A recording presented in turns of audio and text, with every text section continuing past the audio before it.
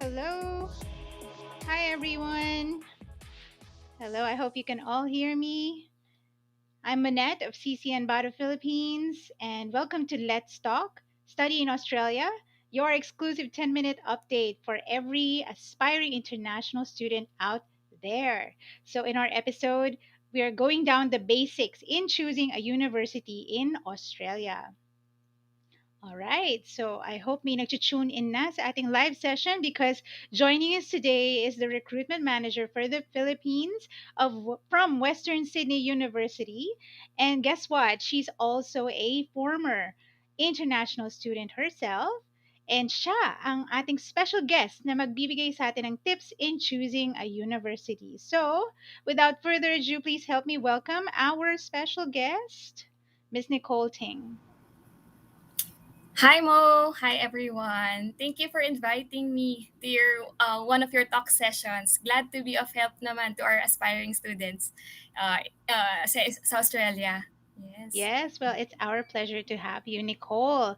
And of course, welcome to the program again. And now, for our much awaited topic na very pangmalakas ang mabilisan, Yes. Nicole, based on your experience, because you were also an international student yourself, can we share ano yung mga dapat gawin or ano bang dapat pinag-iisipan ng isang aspiring international student, lalo na yung mga first time mag-explore ng study abroad, Australia?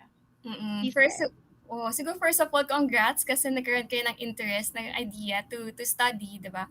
Kasi it's for your future. So, sige, before mag-checklist, let's choose for you guys, you have to choose first yung course na gusto ninyo. And then magkaroon kayo ng rough idea saan sa Australia kayo mag-study. Maybe in Sydney, maybe in Melbourne, or maybe in Brisbane. So, yun muna yung first nyo. And then, doon na tayo mag-checklist saang university. Say Sydney, because I'm part of Western Sydney University. Let's say that. Tingnan nyo muna yung rankings. That's the first tip. You have to check the rankings of the university. Are they well recognized in Australia and even globally? Kasi it's very important that yung ranking university is yung yung state ni recognize para makilala rin siya ng mga employers. Kasi meaning nun, yung program na in-study nyo, yung course na in-study nyo is accredited. Talagang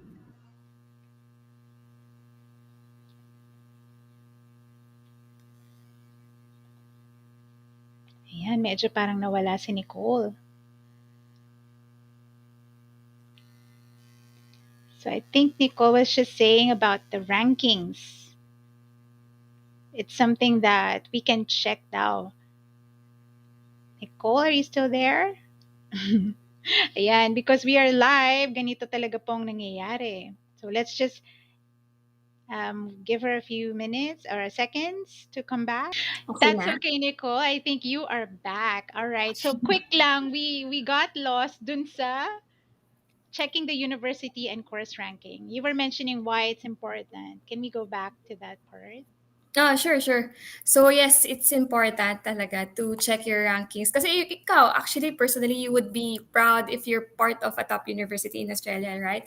A university that is well recognized. Maybe if you do have relatives or friends in Australia and you can say, okay, I'm studying here. Like, okay, we do know that university. We know that, they provide high quality programs, courses, things like that. So two of the bodies that check yung rankings ng university are Times Higher Education and QS World Rankings. You guys could probably check that out. Mm-mm. Okay. So because you mentioned it, makikita ba namin dyan ang Western Sydney Of University? course. Yes, of course, of course. Recently, fun fact, not fun, but yeah.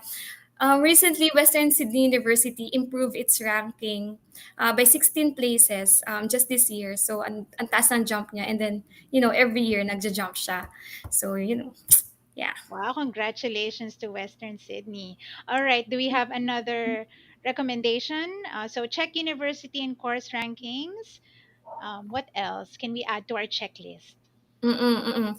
So probably you'd be ano 'di ba, going through the websites of the universities. If you do get to meet them, maybe you could get their brochures ganyan.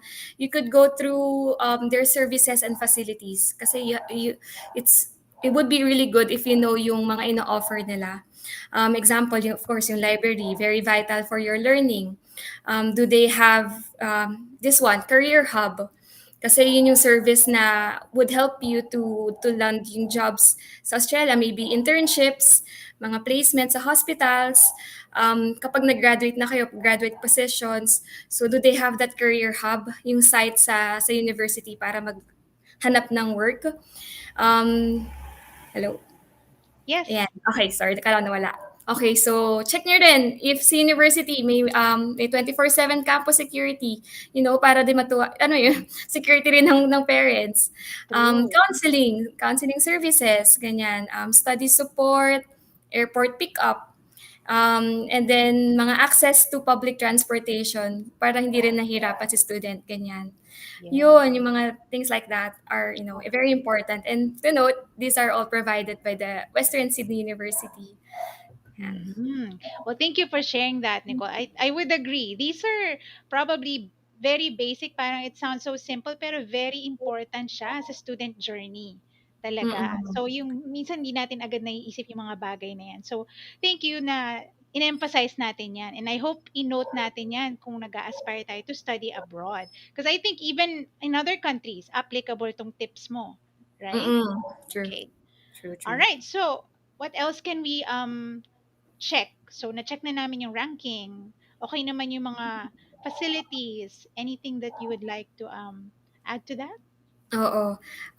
As Filipinos, very price sensitive tayo, 'di ba? So, of Of course, course. same po siya.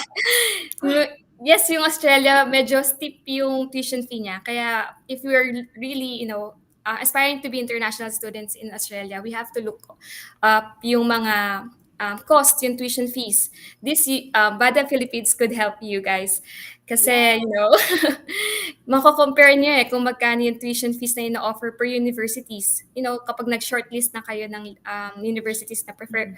ninyo, then ask for their assistance para ma-check yung mga tuition fees. And even if the universities offer scholarships, 'di ba? Kasi that would help you yung sa pag-discount mag-decrease yung tuition fee na babayaran nyo since again we're price sensitive and it's not very affordable, but again it's an investment for you guys if you do study abroad, you know. So yun, yeah, so for us we do offer that, we do offer scholarships for any students Western around the world. Sydney University. So Wow. Good to yes. note. Yes. So, ayan mga kababayan, meron ding scholarship ang Western Sydney University for Filipinos. So, I think Nicole can give us more information on that later. Mm-mm. Okay? All right. So, just gusto ko lang balikan kasi earlier, bago tayo maputol, you were mentioning ang first talagang step is decide on your course as well.